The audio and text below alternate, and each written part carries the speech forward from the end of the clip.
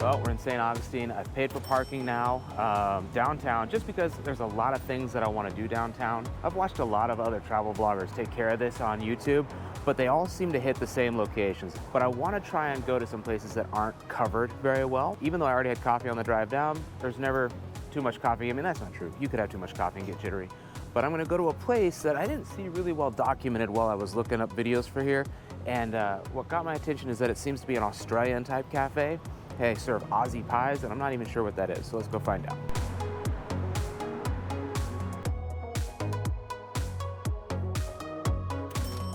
It was crowded, crazy busy, so I think it's a super popular destination, which is awesome. Downside is there's not very many seats or tables, so there's nowhere to really kind of park and enjoy things. And what is really most exciting for me is this Aussie pie. Okay, that's, look at that flaky crust there. It's a bacon, egg, and cheese pie, and what they also specialize in, they make their own datil pepper sauce, hot sauce. The girl at the counter was telling me that Jacksonville has their own datil pepper festival every year. This is an Aussie pie. It's like a pot pie with eggs and bacon and just this flaky crust. It's really dang good. One other thing to note about the Kookaburra Cafe, it's located in the Treasury building here right in the heart of downtown St. Augustine. It was actually built in 1926 and was originally a bank, so hence the name Treasury Building. In 2014, it was converted into a wedding venue, so it's no longer doing that either.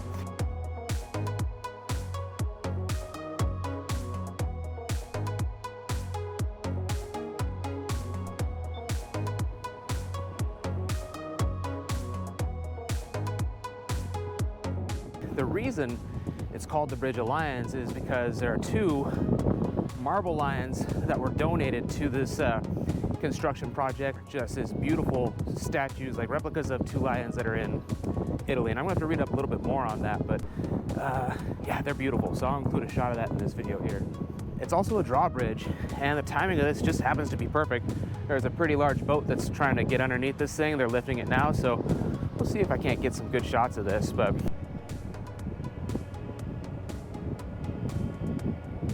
and this little bitty cruise ship is the thing that came through there. Apparently it's the American Cruise Lines, or that's the American Star. To do a little bit of research on that, I didn't know there was a cruise running out of St. Augustine, and they are literally running out of St. Augustine. This is the route out from St. Augustine's Intercoastal Waterway. That'll lead out to the Atlantic Ocean. Wherever they're going, I hope it's warm.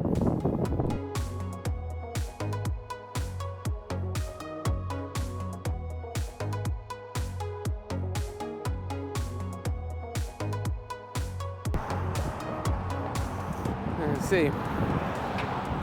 We're on the drawbridge now. There's a lot of traffic that runs along this bridge, so it does get pretty loud. Eventually today, I am going to cross this bridge, but I'm gonna do it in the car, because on the other side over there is the Saint Augustine Lighthouse, and that lighthouse it's one of the destinations we're going to today. You might be wondering if I've got a plan for today, and the answer is I had a plan for today, and it is in Jacksonville. So I don't have a plan right now in my hands.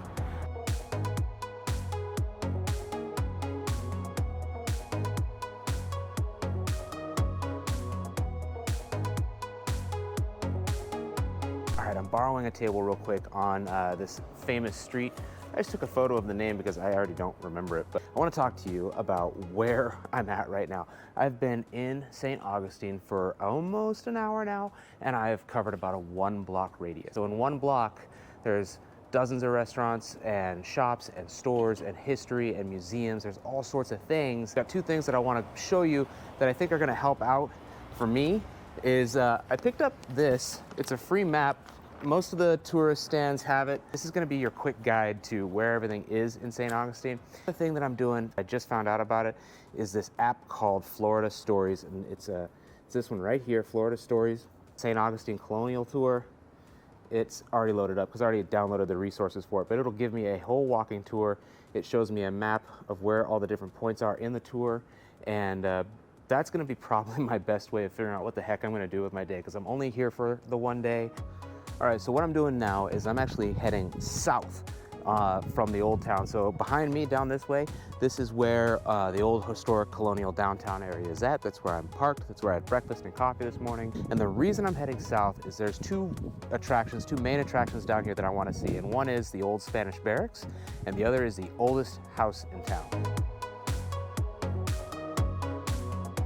I wish I'd captured what just happened. There's a tasting tour in town apparently, and the driver is dressed like the Grinch, harassing people, so I hope I see him again because I want to get him on video. But the St. Francis Barracks. Now, this is currently serving as the headquarters for the Florida National Guard. What's interesting about the St. Francis Barracks is it's actually been the headquarters for 4 different militaries for nearly 400 years. It's a really cool bit of history. Easy walking tour for downtown. You're able to get around without too much trouble to see cool things like this here. So like this is from the Second Seminole War, Mexican War, Veracruz, Mexico. You know, this marker here is soil from the Civil War. You know, that's been brought down from Gettysburg, Pennsylvania. World War I, World War II, and it just keeps going. Each one of these markers contains soil from all around the world commemorating where these people have served. So I love things like that. Something that you don't ever see on any of the videos about St. Augustine is it does have a really rich history. This is from Saudi Arabia, from the Persian War, Afghanistan and Qatar from enduring freedom, Iraqi freedom. I've been there. Just a remarkable piece of history for our military men and women, for our veterans. It's a really cool way to kind of honor their service, and a great kind of, I want to say living memorial because it is soil, but it is a great place where you can come and visit these markers.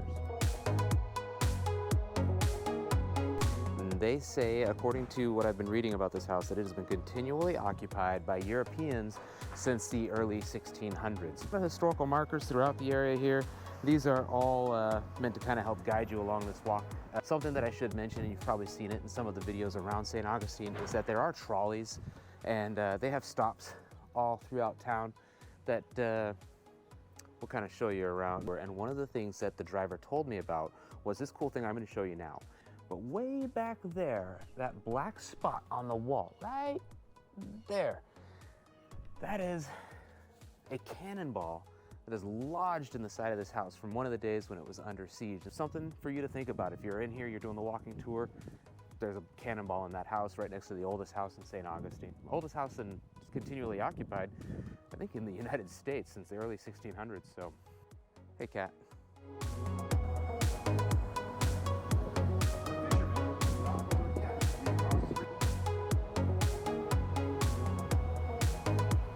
All right, so I'm in the courtyard of the governor's house, and so I can only presume that this was the governor's house. So I'm actually going to read up a little bit more on it, but yep, heart of the city, and this is not a bad place to live if you're the governor. Hello, everyone. I'm sure you're wondering why I'm a talking head right now, and he's not talking. That's because that guy didn't realize the microphone wasn't even plugged into the camera.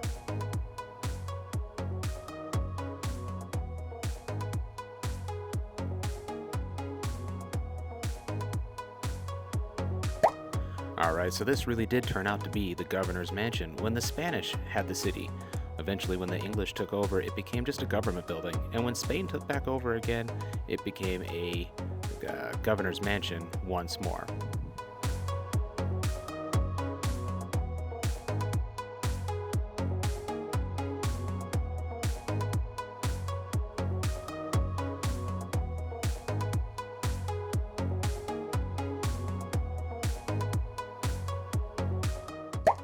Alright, pay close attention.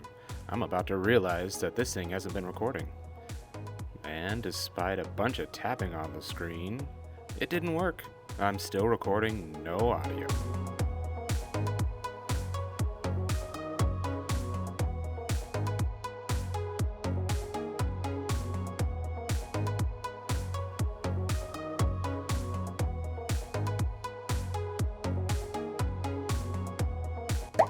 Alright, here I am explaining that I couldn't explore much inside Flagler College because there was a film crew that was actually working on a movie right up there. So, Flagler College was originally built as a hotel, and it's been converted into a college. Now it's time to find something else.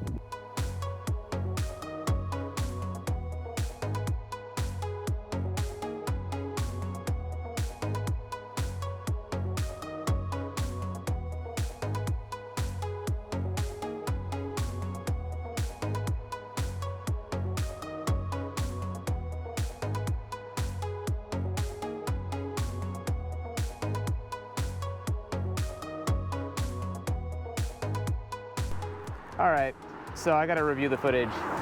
Basically, I think my microphone hasn't been plugged in to the GoPro this entire time. That means that there's been no audio this entire time I've been in St. Augustine for the past 3 hours, so that sucks. 2, this GoPro continues to freeze, so I'm not sure what the issue is with that.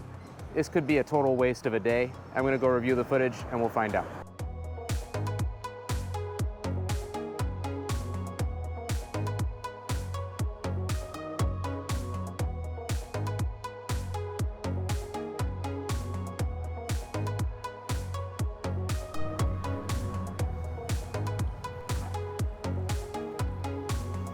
All right, next stop. This is the Lightner Museum. Another one, it's right across from the Flagler College. And this, I believe, if I remember correctly, was also a hotel that was built by the same guy, or we'll figure out some more. A lot of Spanish colonial influence in a lot of the architecture here, which is really, it's just gorgeous. All right, so as expected, this is the Alcazar Hotel. Remember, across the street's the Flagler College. That used to be a hotel too. The Alcazar Hotel was built just another hotel for wealthy individuals to come and stay at. It's currently the City Hall for Saint Augustine on the front side, and at the back side's the Lightner Museum.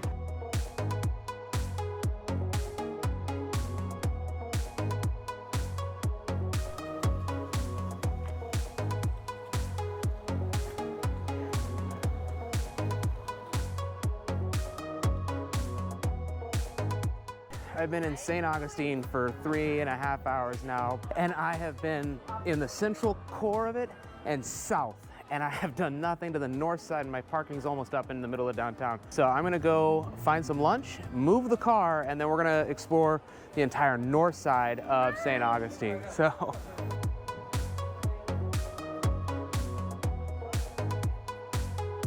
One thing about this part of town is you can certainly tell that it is embrace the fact that it is a big tourist attraction. There's a lot of restaurants, a lot of taverns, a lot of shopping opportunities. So if you're a big shopper, this is the street that you want to be on, and it is crowded. Remember, this morning, this place was a ghost town, and today, or now, at noon, it is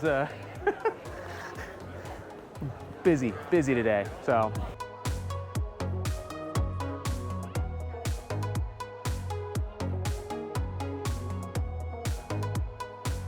I just want to make a point of showing you something. I've watched like a dozen or so videos on St. Augustine, and of the travel channels that I have looked at, they've mentioned 2 places all the time, and they're right across from each other.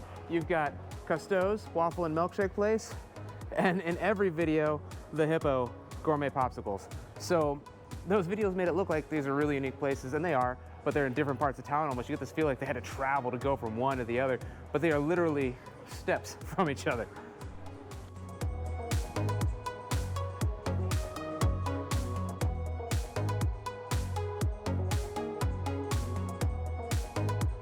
I've given up on finding a restaurant to eat lunch at right now because everything is just so busy. There's huge waits everywhere, and the lines to get in, just the timing of it all wouldn't work out. So I'm gonna go get my car, and I'm gonna go reposition to maybe a free parking spot if I can find one, and we'll approach the lunch question after.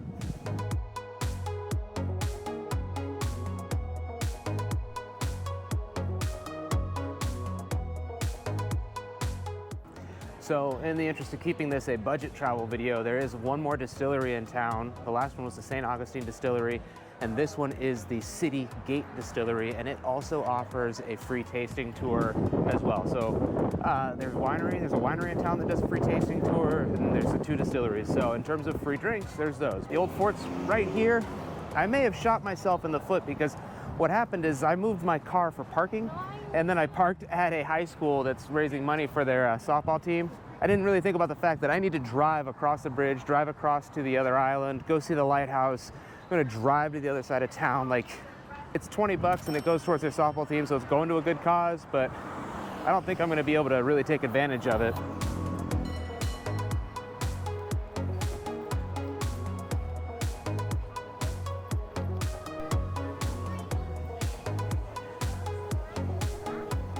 This wall is very indicative of the construction around here. It says coquina. It's made using the natural shells that's found here.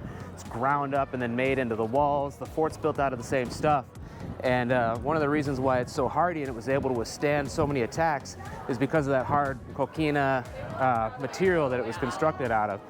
The hard thing about St. Augustine is that there's just so many side streets that you just can't see everything without spending a lot of time in one spot.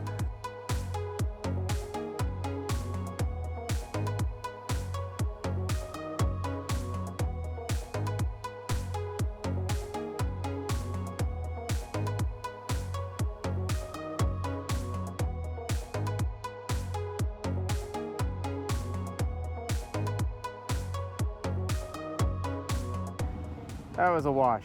I went to lunch at a place called Sangria's, and mostly I went there because they had a patio that overlooked the street so I could get a view of everything, but it was pricey. So in terms of a budget travel video, this is not working out to be one. Water even, no tap water, it was just bottled water, so it's just, you know, it was a pricey thing. Gave me a chance to review some of the footage, and I've definitely, you know, this is episode 1, so I'm learning, keep the microphone on. A lot of videos that have no audio.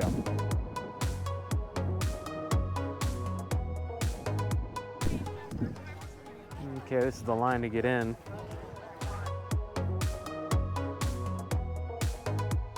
So they charge it's a U.S. federal park, so there's a $15 access fee. Now for me, I've got a military ID not an ID, but it's a park pass that I can get in for free. So if you were to visit and you didn't have that, it would cost you 15 bucks. I'm not sure if I'm gonna wait in that line to go inside the fort. It is a beautiful fort, but I'm seeing the outer walls now. This is free, this area access here, totally free to get access to. So take a look at this. I'm not sure if you're gonna be able to see it. You're not gonna be able to really see it very well, but okay. Obviously, here is the fort, the Castillo. And then what you see here, and I'm sure this is probably just a recreation or a reproduction of the original city wall. And just beyond those palms right there is the original city gates. Well, this is where the colony is. And so all of this was out to the open, you know, farmers' fields, whatever. And these walls, if they didn't want to go through the gate, they could follow the walls, but the walls would lead them up to the fort, which was obviously the main defense of the city.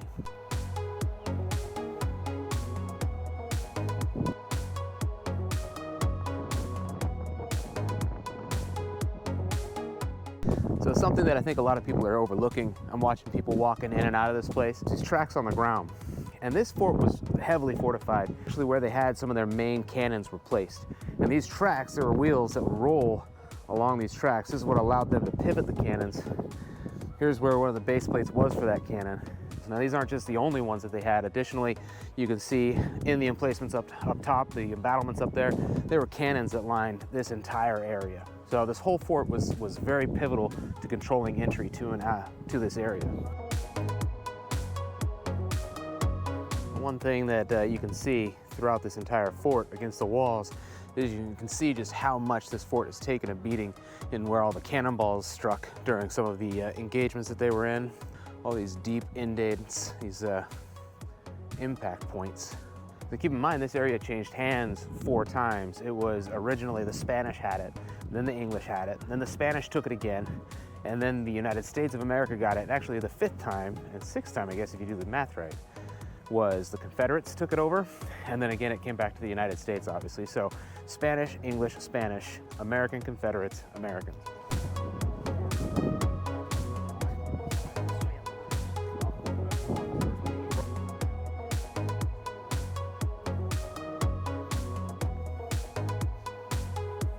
I did wind up getting in line for the fort. I'm in the fort now, and they got a cannon shot that they fire off. The next one's firing off at 2:30, and so we're gonna go up top to the gun deck for the cannon shot.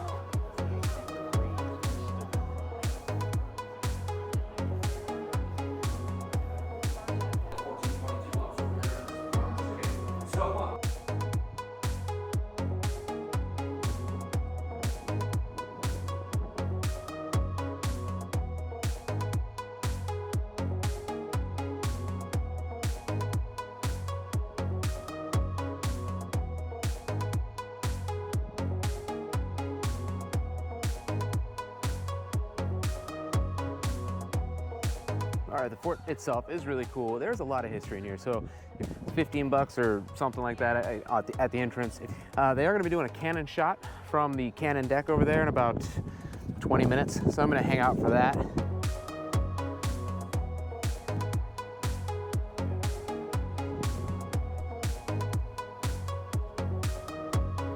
So you can see there's a bunch of cannons up here, and like I was showing you down below, there was a lot of places for cannons down there as well. This fort was pivotal to protecting the Spanish colony of Saint Augustine.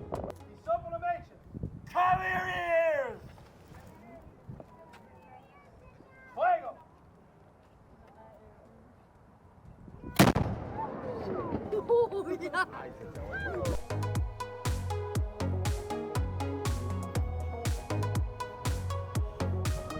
Supposedly, this is one of the most photographed streets in the United States. It's because you got these tall trees and oaks, all the Spanish moss that are hanging down over the street. So I'm gonna take the bait. I'm gonna take a photo of the most photographed street in America, and then we're gonna go check out the Fountain of Youth. So not only is this the location of the Fountain of Youth, but it is the location of the first colony. You got peacocks all over the place here. They're literally standing on a cannon. The grounds here are lousy with these peacocks. They are everywhere.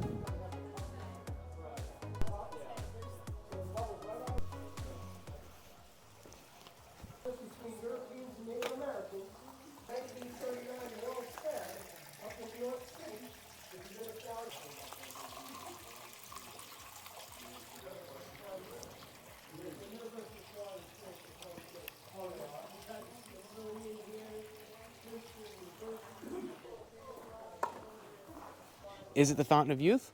I guess we'll see if I'm still making these videos in, 100 or some odd years. Or maybe it's just that you are youthful in spirit because you drank from it. Not as fresh as some of the fountain springs that I've drank from, like in the mountains up in the Rockies, the Cascades. There's just something about that stuff. If that's the Fountain of Youth, I've now drank from it. So you're gonna expect a lot more from me forever. Haha.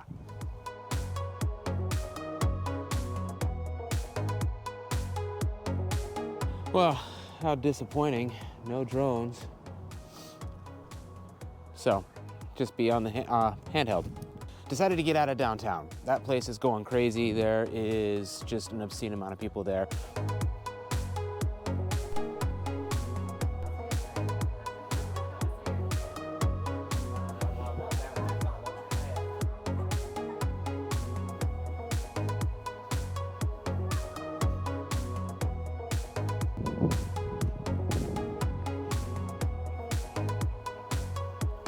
So there's all sorts of different maritime attractions here as well, in addition to the lighthouse.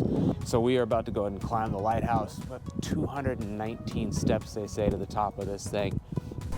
All right, so I was just reading a sign back there that the bucket of oil the lighthouse keeper used to carry up the stairs was 20 pounds every time, up and down, multiple times a day to keep the lamp burning. I bet he was real happy when they switched over to electric power.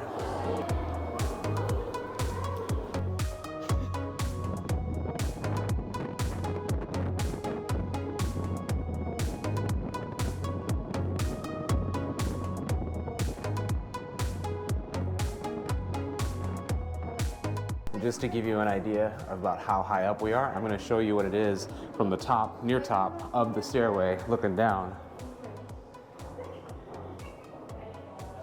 I wouldn't be so confident with that if I didn't have the wrist strap, but I do have a wrist strap. This is the last stop before dinner, and then heading back to Jacksonville. So, nope, I think we hit everything. So now it's just a matter of editing it together and producing this episode. So I'm excited to share St. Augustine with all of you.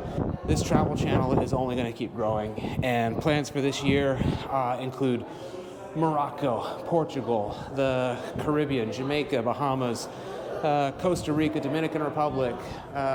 Where else am I going? It's going to be awesome. I'm also doing a lot of stuff in the United States. So if you go ahead, hit that subscribe button. I'll see you in the next episode.